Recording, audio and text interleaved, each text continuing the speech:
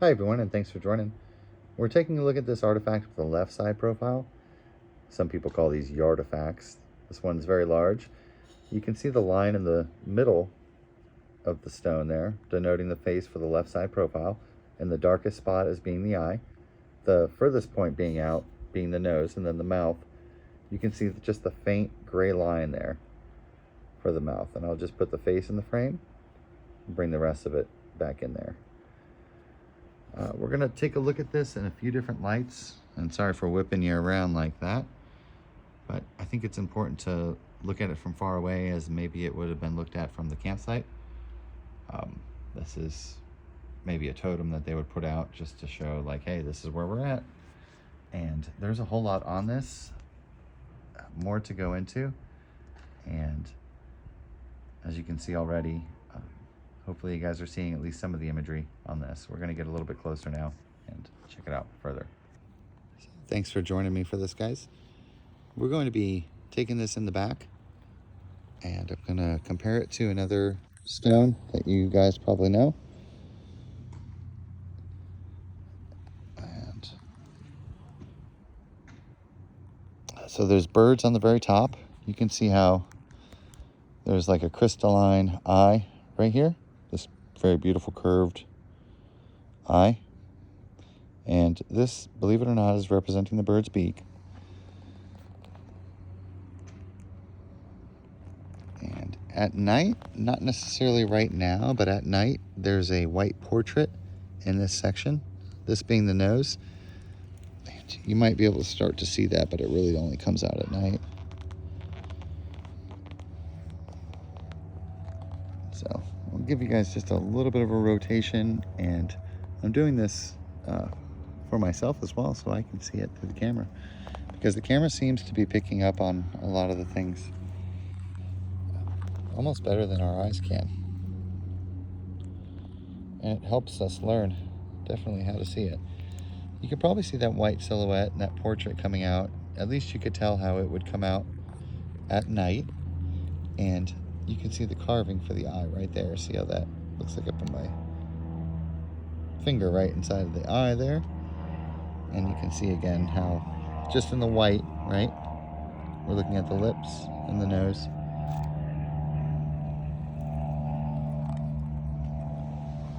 All right, let's take a look at this from the other side. So here is more of, this one is so complicated with all the little creases and markings. Each one of these was carved down to make little portraits like a cave painting. And so there are little faces and images on this, even carved in to this level. You can see how there's red ochre, perhaps, in the eye of the character, right there in the middle. And just kind of embossed onto the stone, you can see the lips and the nose, and how he probably has some kind of bird raven hat on, and how this turns into the eye of the larger character that you can see maybe just the silhouette of there. Now this is razor sharp napped edge on this extremely large crystal. And you know, I always try to show you guys the archaeological evidence there of that sharp edge.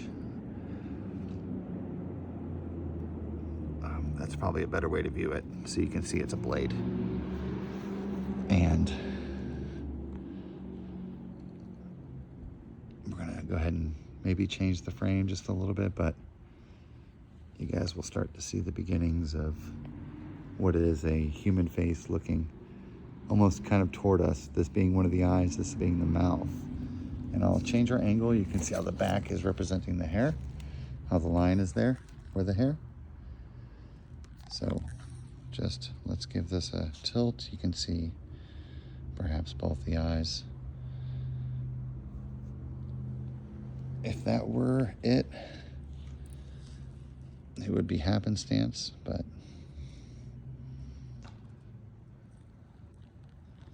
you can see how now we have like a man on the very outside left edge with the mouth coming down and the eye. And I'm going to come down a little bit so that you guys can see these. And if you're looking on your phone, change the distance. So it will pop out at you. You'll see how the hair is curling back, how it's separated on that stone.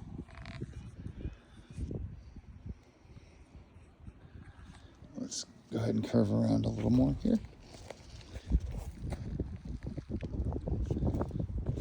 So just as we started to see, now we have two eyes, but we started to see the old man kind of face. And now as we turn it further, we can see how the eye here and the nose coming down. And with that very defined mouth and the chin, the way that they did all the details for that, it's for so many faces, right? There's an eye there as well for another face. So there's so many, they're stacked on top of each other, which is a very common thing. And we can look at the top to see if we can see mammoth or birds. It looks very organic and clear on top, so I'm sure there's a lot. I want to keep the whole stone in frame, so I'll try to do that for you guys here. We'll get down below here so that we can see how the circle eyes are done. These entertainment pieces we created here. I hope I'm doing an okay job to show you guys. So they are just like, you know, totems that you would find in South Africa or even in Mexico and South America. However, they have several different statues in one, which, believe it or not, if you look into this stuff, it's pretty common. That's kind of what they did. They put several different images on one stone, which I think is pretty clear here. So you see how that beautiful eye is done with the wisps coming back?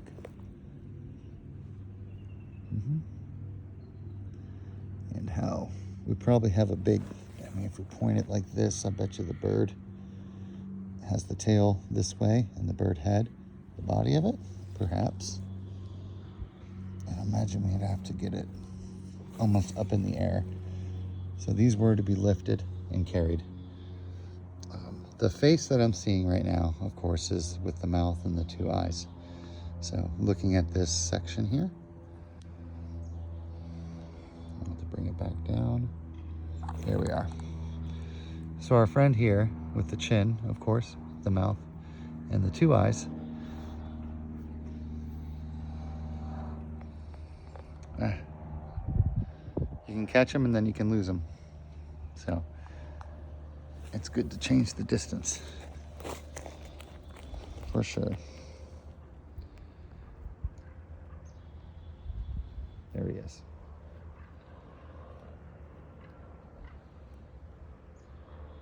All right.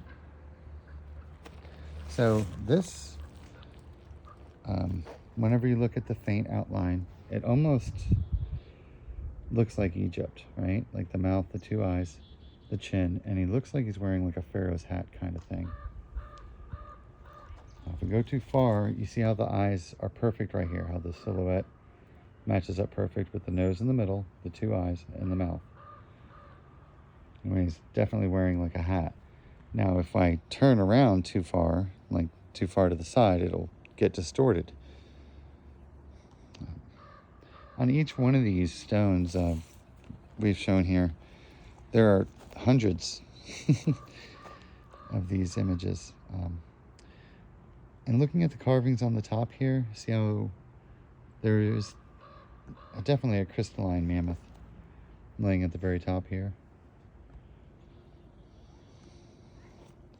All right, I don't know if I want to bring this up inside. I think that this is good.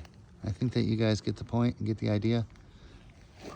Especially after looking at it for a while, you're able to see more of the details.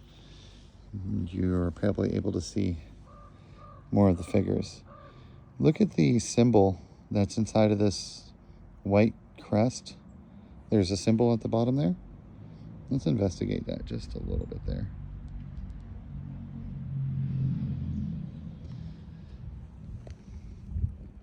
So there's a lot more just even on the bottom, and of course, what's really incredible is we could flip it over. But this, like the other stones, almost looks like it was broken and then put back together. Like at one time it was snapped and broken in pieces. And maybe that was necessary. Maybe that was needed. Do you guys see the character here? I'm sure upside down it is another one, but the eye and the mouth and the nose sticking out. Maybe it was needed in order to create all the images. So we always say the long face, right? When you tilt this over, this cartoon of this human being that's printed into the stone will come to life. And I'd have to get it at a very extreme angle. I think I'm able to do it. Oh. Anyway, it's hard for me to see the phone here, but I think we got it. All right. Well, thank you guys so much for joining on this one. If you guys would like to see this one at night, leave it in the comments and let me know. There is still some ochre paint on this and lots of copper, as you can see. So that orange right there is ochre. And it does still have a lot of this, it's like a green sparkle copper. And I want to bring it actually inside because that copper is now getting, I'm going to put some, I have to put some kind of stuff on that to kill the fungus because I don't want all my copper to turn green like that. I didn't know that was happening. All right. Geez, that's too bad. Very beautiful stone, and it still has so much to unlock. So, all right. Thanks for watching, and I'll catch you on the next one. Bye-bye.